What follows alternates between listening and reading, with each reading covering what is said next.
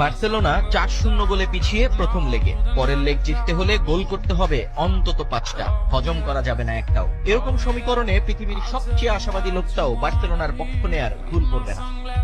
2017-তে সেটা কেউ করেছিল বলে মনেও হয় না, কিন্তু একজনের মনে আত্মবিশ্বাসটা ছিল। ঘোষণা দিয়ে বলেছিলেন, ম্যাচে বার্সেলোনার চান্স যদি 1% হয়, বাকি 99% থাকবে আত্মবিশ্বাস নেইমার জুনিয়র। ব্রাজিলিয়ান সুপারস্টার শুধু বলেই ক্ষান্ত হননি, করেও দেখিয়েছিলেন সেদিন। ফুটবল বিশ্ব দেখেছিল অসম্ভব এক প্রত্যাবর্তনের গল্প।